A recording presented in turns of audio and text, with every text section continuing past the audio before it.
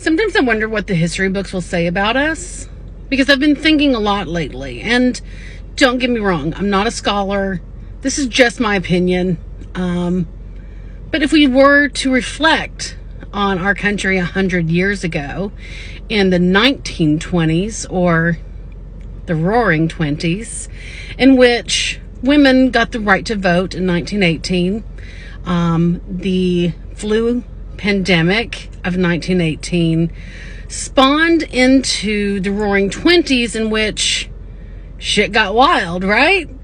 So if we look at the years of 2020s as a whole, and we reflect that gay marriage was legalized in 2015, and we also went through a pandemic of equal size, will the 2020s be considered the new Roaring Twenties, especially in the aspect in relation to freedom?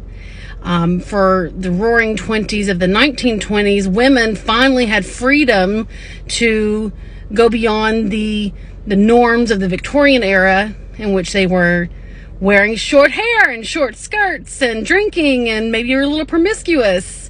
This old age of, being silent, gave them the freedom to be exactly who they wanted to be, really. Will we find that same ambiguity, or the same kind of response in the 2020s from an entirely different minority class, the LGBTQIA plus community, in which we are now finding ourselves in a place in which we are fighting for freedoms and rights?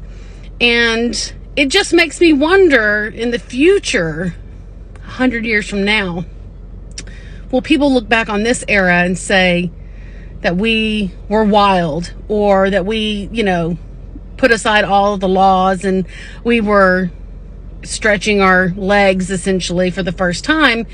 Not the first time, but obviously in this era, going up against legislation and having so many people with so many opinions about how our community is acting, and it gives me some bit of hope to think that in history, we might be the ones who are getting it right, and that we are not being chained to the societal norms of what has always been, and we are stepping out, and people will adjust, just as they did in the 1920s.